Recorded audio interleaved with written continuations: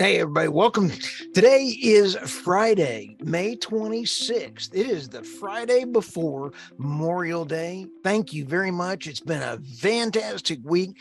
We appreciate everybody's feedback. It has been a nutty week in the news, in energy.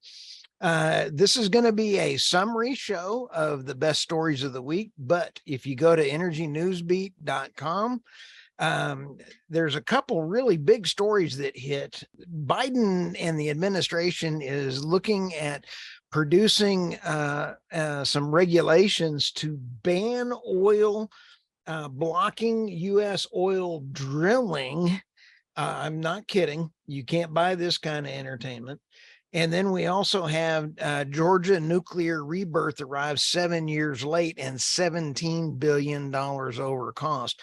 That's nuclear. If we're going to get to carbon net zero, we got to have nuclear, and we cannot be waiting on regulations. Also, top producers warn of divestment from oil and gas.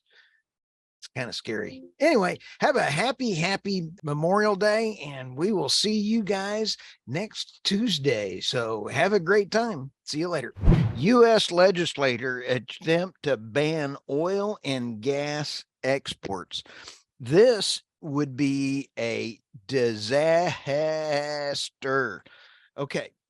3 U.S. legislators have proposed a bill that would reimpose a ban on U.S. crude oil exports on the ground that this would benefit coastal communities, the energy consumers, U.S.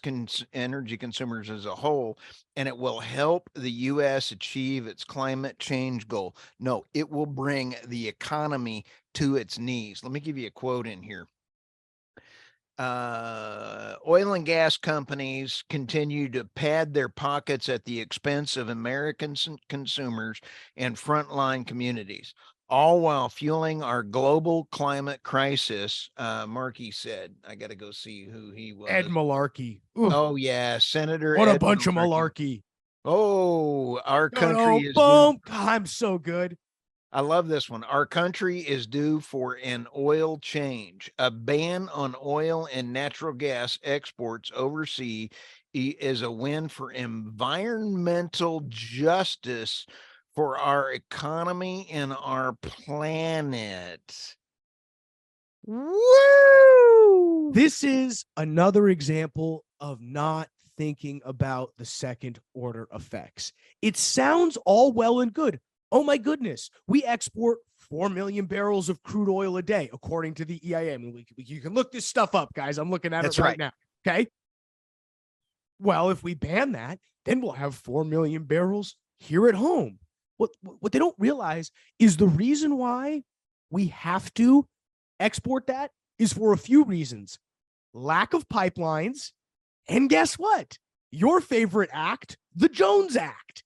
If we were to get rid of the Jones Act, you could very easily then navigate American crude oil from one part of the country to the other and not have to go around a pipeline. I mean, think about it. You could get crude oil from the Gulf of Mexico to California without having to import it from somebody else. But no American-made ship is going to be able to do that. If all of a sudden you remove the Jones Act from the equation, this gets solved. So again, they're not thinking about the second order effects here. And again, that's just what bothers me. It's a press release. They threw out a press release on his website. Woo, we're reintroducing this act. You're killing me here, guys. Okay.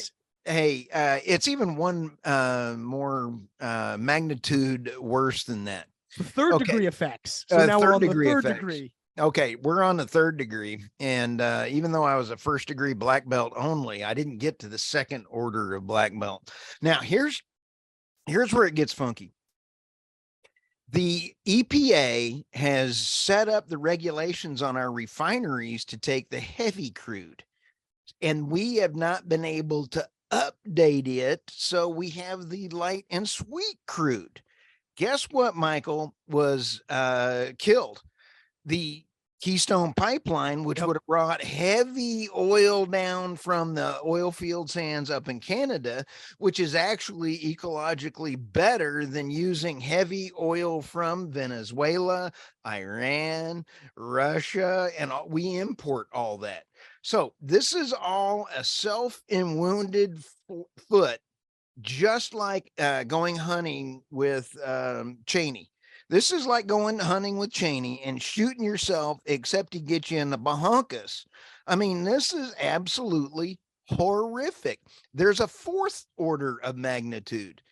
It disrupts the entire global market. If you thought that the rest of the world hated us now, Yeah, I mean, because it's not just as simple as, oh, those barrels will be spent here. There's a reason why exporting exists in a quote unquote free market. There's a reason why goods have navigated to where they go, because it's the most efficient route possible. In no pun intended, it's the most. It maximizes. It's where the marginal benefits equals the marginal cost. That's where goods flow to. right.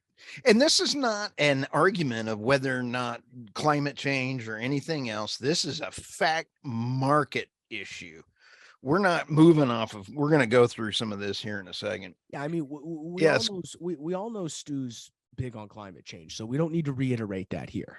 Oh no, this is all market, baby. Exxon crushes progressive dreams that net zero has any chance by 2050.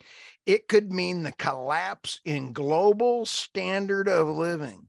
Kind of with what we just went along with on that last conversation, wasn't it? But this one has a interesting chart on it, Michael. And if the producer Andy can slide this one in, if not, no biggie, go to the website. Annual share of global CO2 emissions. Michael, look at that. It's the European Union in 1750. They were 100% of everything. That was coal, peat. That was burning your neighbors. That was Monty Python and the Holy Grail, bringing out whale oil, my favorite. Yeah, whale oil. We saved them twice. Well, let's save them twice. In the 1800s, the U.S. popped in, but the China didn't pop in until 1900. But look what's happened. China since 2019, 30, 50, they took off and went nuts. China is making up for lost time, and we're going down. So this is a telltale graphic here. Let me go into this next one. In a world of suffocating snowflakery, ESG, hypocrisy, and Tranheuser-Busch. A corporation telling truth without fear of reprisals in the open society, virtual signaling cabal career rather than an MRA injected, generally engineered hen's teeth. I'm sorry, I got a chuckle out of that one. I thought it was great. It took me a little bit to figure out what they were saying. It absolutely killed me. I love this. Exxon says the prospect of the world achieving net zero carbon dioxide emissions by 2050 is remote, but should not be further evaluated in its financial statements. Dun dun dun. I like the next line in here. Exxon disagreed with a shareholder. Exxon disagreed and said the world is not on a path to achieve net zero emissions in 2050, as limiting energy production to the levels below consumer demand would lead to a spike in energy prices as observed in Europe following oil sanctions against Russia over Ukraine. This is like gold right here. This is black gold. I mean, that's true. Why Mexico's president is so hostile to solar energy investment. Well, it's kind of like when you get hit by a mule, you kind of don't walk around that mule anymore. And I think there's some interesting things in here. You just said it in the intro, Michael. Mexico is one of the best potential locations for solar energy generation in the world. Has great sun, great beaches, on paper at least. Over the last decade, Mexico has successfully attracted billions of dollars in new investment in solar energy, but it has stalled during the president of Andres Manuel Lopez Obrador. I even said a name almost right. Let's come in here. Mexico has stopped issuing permits and canceled auctions for solar projects, effectively cutting off the flow of private investor money. Let me tell you about how much. In 2017, Mexico received a whopping 35% of all renewable energy investment in Latin America. Today, they're only getting 7%. Mexico is going in the opposite. This is a quote from Rivera Rivota. Mexico is going in the opposite direction that the world is going in. This is a missed opportunity. Mexico has absolutely outstanding wind and solar resources. This is bringing up some really big points. Not the whole world is going to solar and wind anymore. So, and what's interesting is, of all places, you would think Mexico, given its size, given its ability to actually get solar and transmit it, it seems to be easier to do that in Mexico than it would be in Alaska in the wintertime. right. Weather seems to be fairly good. Again, they mentioned the minimal season variability. The fact that they're not in on it says something. It all comes down to the market, Michael. The solar cannot, by the time you try to add it to the grid, it just makes it too expensive. And poor old Mexico is, they've had to federalize Petrobras in order to, get them back into the they got to make money. Yeah. So the problem is Mexico is a really high cost of production. What they do a really good job of is hedging. They have been one of the world's most successful and well-renowned hedging programs that brings in a significant amount of government revenue. Now, the problem is their actual, it's Pemex, not Petrobras. Oh, That's Petrobras, that's Brazil. My bad. Thank you. Pemex, notoriously terrible operator. I mean, I'll just go out and say it. I'm sorry. I mean, they're not that great. No más trabajo in la. Well, it's a high cost operation, and I haven't heard of I necessarily haven't heard of the someone correct me if I'm wrong though, but I don't think they're drilling whoppers of wells over there in Mexico. I don't even know if they're drilling in Mexico, to be honest with you. Climate protesters dragged away from Shell shareholder meeting go to hell. I'm sorry. This one had a video with it out of the New York Post, but I just left it out of the story because we're going to have our Mrs. Producer, fly in the pictures because they're just as funny as the video. Michael, Shell chairman Andrew McKenzie could not start the meeting for more than an hour as dozens of protesters stood up, chanting and saying, "Shut down Shell, go to hell, Shell." Hey, it's catchy at least. It is. Hey, dude. Okay, let's take a look at the first one. The first guy coming across that Mrs. Producer is going to bring up is a guy laying there looking at the camera, and he's looking at it. Michael, everybody else looks like they're being held in terrorist. But they're hostages. And then you look at this one guy going, "I'm taking a nap." I mean, how do you be a protester like that?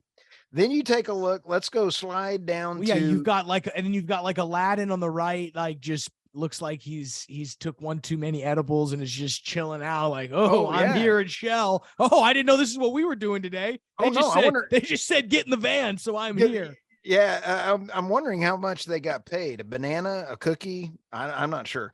And then when you go to the next picture, this lady looks like she's related to a donkey, I think. I don't want to get in trouble. Shut down Shell, and can you tell if she's neighing or whinnying or? I think it's neighing. I think that's the correct term. Okay. And then let's go to the next guy. He is being hauled out. He looks like just absolutely a hoot. Michael, what do you think this guy looks like he did? He did something really bad.